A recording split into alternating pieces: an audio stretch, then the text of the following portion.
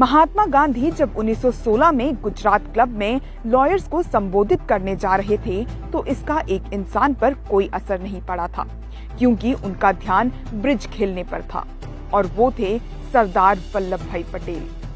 लेकिन चंपारण में गांधी के करिश्मे ने वल्लभ भाई के दिल को छू लिया और वो आजादी के आंदोलन में कूद गए और गांधी के सबसे भरोसेमंद साथियों में से एक बन गए।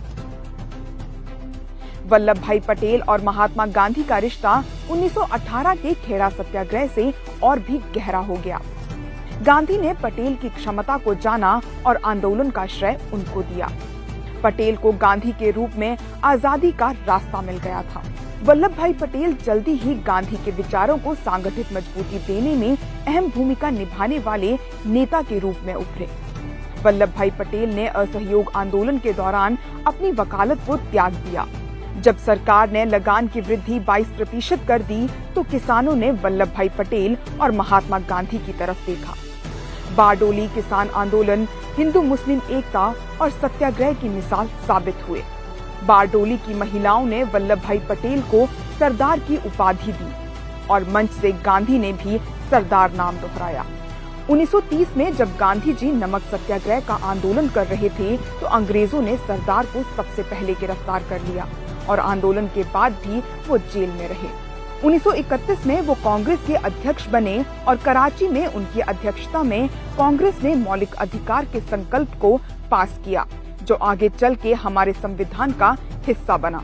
1934 के बाद कांग्रेस की सारी सांगठित जिम्मेदारी सरदार के कंधों पर आ गई। 1937 में उनकी कौशलता और जवाहरलाल नेहरू की लोकप्रियता के कारण कांग्रेस ने जबरदस्त प्रदर्शन किया।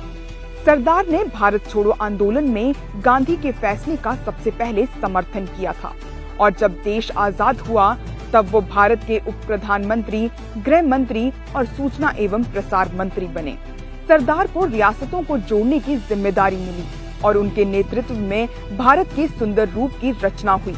इस काम में सरदार को पूरा साथ प्रधानमंत्री Jawaharlal Nehru, governor general Mountbatten और फिर राजा जी और सिविल सर्वेंट वीपी मेनन का मिला।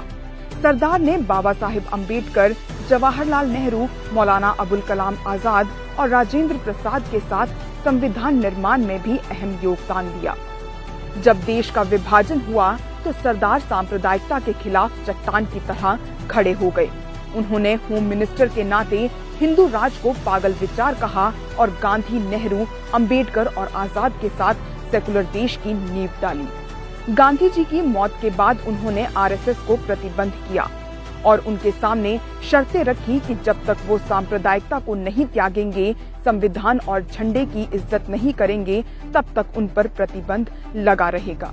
आजादी के बाद कई मौकों पर जवाहरलाल नेहरू को अपना नेता बताने वाले सरदार ने 11 दिसंबर 1950 को एनवी गडगिल से नेहरू का साथ न छोड़ने का वचन लिया था। उनकी मौत पर जवाहरलाल नेहरू ने कहा था, "It is a great story as all of us know, as the whole country knows, and the history will record it in many pages. Call him the builder and a consolidator of New India and say many things about him.